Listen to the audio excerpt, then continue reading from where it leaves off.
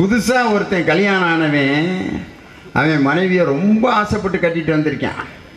கட்டிட்டு வந்து அந்த பிள்ளைய சமைக்க சொல்லி கேட்டிருக்கான். 2வது நாள் என்னடி சமைச்சு தர போகிற?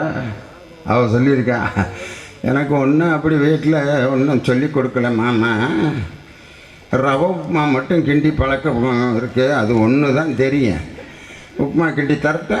மத்தியான சாப்பாட்டுக்கு என்னடி செய்ய போகிறேன்னா வேறு ஒன்றும் தெரியாது, ரவை தான்.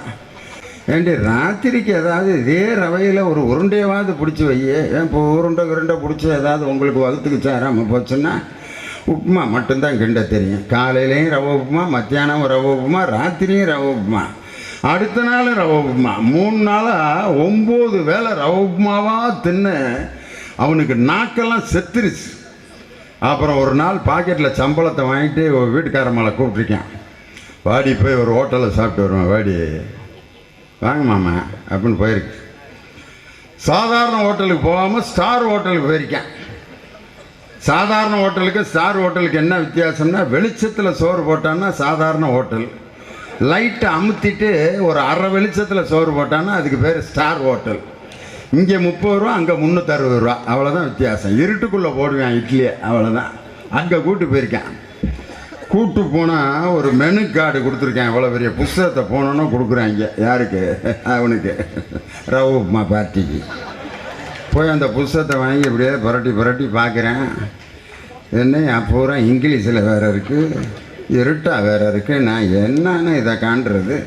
இந்த ஹோட்டலில் என்னென்ன இருக்கோ அது பூரா அந்த லிஸ்ட்டில் இருக்குது தம்பி, அதில் உங்களுக்கு என்ன வேணுமோ அதை ரைட் அடித்து கொடுங்க, நாங்கள் கொண்டு வந்துடுறேன். இங்கிலீஷில் இருக்கோம், அவனுக்கு என்ன திங்கிறதுனே புரியல. கடைசிக்கு பார்த்தேன், அவனுடைய ராசியான நம்பரு 7ஆம் நம்பரு. அப்படியே பார்த்தேன், 7ஆம் நம்பருக்கு நேராக இருக்க ஒரு பொருளை ரைட்டை போட்டு 2 பிளேட் கொண்டு வாயான்ருக்கேன். அவன் எதை ரைட்டு போட்டிருக்கான்னா ரவை உப்புமாவை போட்டிருக்கேன்.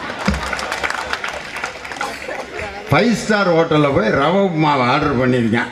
கொண்டு வந்து 2 பிளேட்டை வைக்கவும், ஐயோ ஏன்டா இதிலேருந்து தப்பிச்சு இங்கே வரலாம்னா இங்கேயும் ரவை உப்புமாவை கொண்டு வச்சுருக்காங்களேன்ட்டு.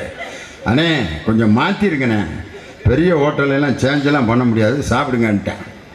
ஐயோ எவ்வளோடா வேலைன்னா, ஒரு பிளேட்டு 665 ரூபாங்கிறேன். ஒரு பிளேட்டு 265 ரூபாயா? அப்பா,